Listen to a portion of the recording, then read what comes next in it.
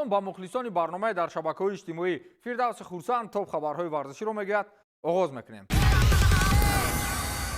албатта ки шармандагӣ нест. футбол бурду бохт дорад, аммо барои Реал бар ин дастаҳо ин шармандагӣ буд. агар аз Барса шикаст мехӯрд ё аз Атлетико мегуфтем хайр бой дод, аммо ба сами шумо мерасонам ки Селта дар мавқеи даҳуми Ла Лига аст ва 60% боварӣ дорам аксарияти шумо исми ягон бозингари ин дастаро намедонед.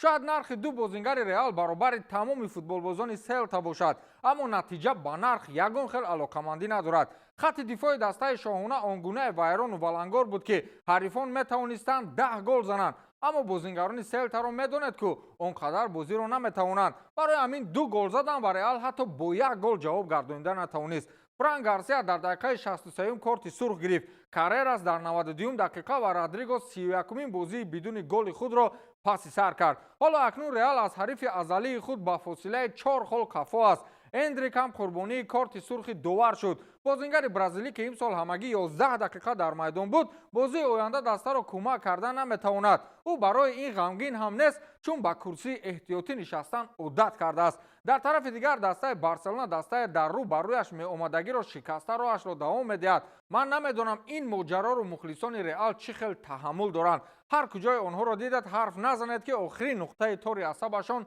дар ҳолати таркиш аст.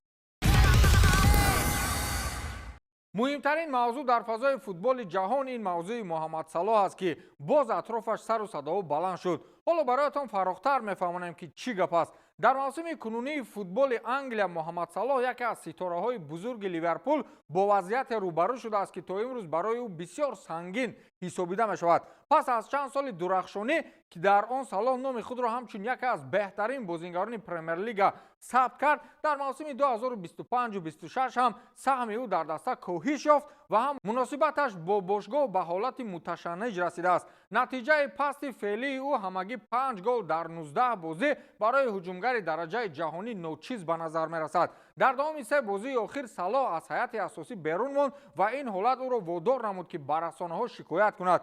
ӯ изҳор дошт ки худро зери мошин партофтаанд ва клуб гӯё ҳамаи мушкилотро ба гардани ӯ мегузорад. ин ҷумлаҳои тез оташи ихтилоф миёни ӯ ва сармураббӣ Арне Слотро боз ҳам афзун карданд. худи Салоҳ гуфтааст ки дигар ба мураббӣ робитаи шахсӣ надорад ва муносибатҳо комилан сард шудаанд. ба сари ин ҳама баъзе таҳлилгарон бар инанд ки тағйироти тактикии тими Ливерпул ва дохилшавии бозингарони нав нақши Салоҳро дар схемаи ҳамла заиф кардааст.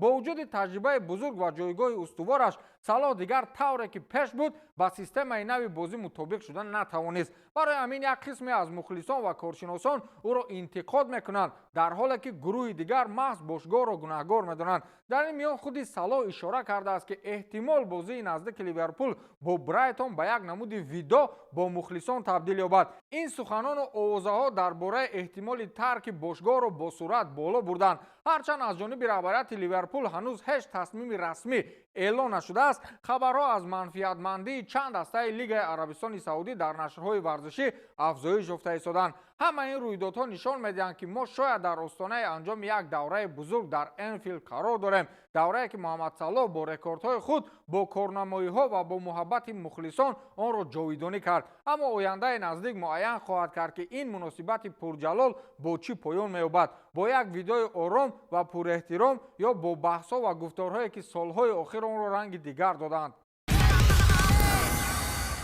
дар атрофи номи Неймар, ситораи футболи Бразилия, овозаҳо ва ҳарфу ҳикоятҳо зиёданд. бозгашти эҳсосӣ ба Сантос, бошгоҳе ки дар он шӯълаи истеъдодаш аланга зада буд, баҳсу мунозираҳоро бештар кард. Неймар пас аз давраи ноором дар Ал-Ҳилол мехоҳад боз дар ватани худ ба шакли беҳтарин баргардад ва худро барои ҷоми ҷаҳонии 2026 омода созад. гарчанде бозгашти ӯ ба Сантос иқдоми нав барои эҳёи бозии худ ҳисоб мешавад, овозаҳои тарки клуб ва пайвастан ба дастаҳои дигар рӯз ба рӯз зиёд мешаванд. музокирот барои дароз кардани шартнома бо Сантос идома дорад, аммо натиҷа ҳанӯз равшан нест. имкони боз як сафари футболи аврупоӣ ва таваҷҷӯҳи дастаҳои бузург вазъро печидатар кардаанд. худи Неймар иброз доштааст ки аз бозӣ дар Сантос лаззат мебарад ва агар шароит мувофиқ бошад, омода аст дар ватан бимонад. ҳамин тавр ӯ дар остонаи як давраи нав қарор дорад.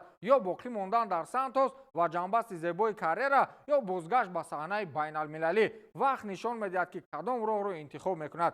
Аммо номи Неймар ҳанӯз меҳвари баҳс ва таваҷҷӯҳи футболи ҷаҳон боқӣ мемонад. дастаи Интер Майами бо роҳбарии Лионел Месси дар маросими охир қаҳрамони Лигаи МЛС шуд ва ғолибияти таърихӣ ба даст овард, ки таърихи бошгоҳро барои ҳамеша тағйир дод. Ин чемпионшавӣ натиҷаи кори ҳамоҳанг ва кӯшиши ҳамаи бозингарон буд, ки бо роҳбарии мутахассисона ва иштироки пуршиддати Месси ба даст омад. Даста дар тамоми мавсим бо пайвастагӣ, стратегия ва ҳушёрӣ бозӣ кард ва тавонист рақибонро ба таври устувор паси сар гузорад.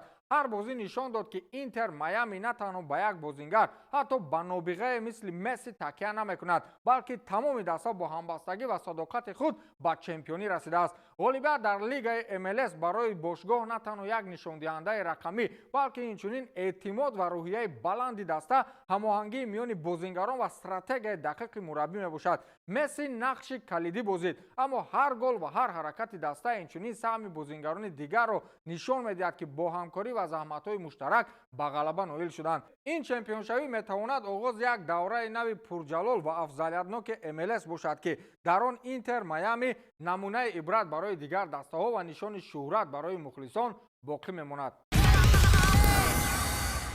ҳарчанд дер шуд, вале бояд бохти Арсеналро бигӯем. дар даври 15-уми Премер-лигаи Англия дастаи Астон Вилла дар майдони худ Вилла Парк бар Арсенал бо ҳисоби 2-1 ғалаба кард ва сабаби душвортар шудани муборизаи Арсенал барои унвони қаҳрамонӣ дар Премер-лигаи Англия гардид. дар дақиқаи 36-ум Метти Кэш ҳисоби аввалро барои Астон Вилла кушод. дар дақиқаи 52-ум Леандро Тросард барои Арсенал ҳисобро баробар кард ва умед барои бозгашти даста ба пирӯзӣ боло рафт. аммо дар лаҳзаҳои изофӣ дақиқаи 90-5 Эмилиано Буэндия бо зарбаи дақиқ гол зад ва ғалабаи Астон Вилларо таъмин намуд. ин бох рӯйдоди драматикӣ ва муҳим дар муборизаи қаҳрамонӣ шуд. бо ин натиҷа Астон Вилла бо рӯҳияи баланди худ ва фишори шадид рақобатро ба таври ҷиддӣ тағйир дод ва ба Арсенал зарбаи калон зад. бозӣ нишон дод, ки ҳатто дастаҳои пуртаҷриба ва боистеъдод низ метавонанд дар лаҳзаҳои муҳим ба мушкилот рӯбарӯ шаванд. бо вуҷуди ин бох Арсенал ҳанӯз ҳам дастаи пурқувват боистеъдод боқӣ мемонад, вале ин натиҷа метавонад барои онҳо дар мавсими оянда дарси муҳим бошад. такмил додани стратегия, барқарор кардани эътимод ва иҷрои беҳтари бозингарон ба даста имкон медиҳад, ки дар давраҳои баъдӣ ба натиҷаҳои беҳтар ва пирӯзии калон ноил шаванд. барои ин барояшон барор мехоҳем. ба ҳамин тамом, то дидори навбатӣ, хайр.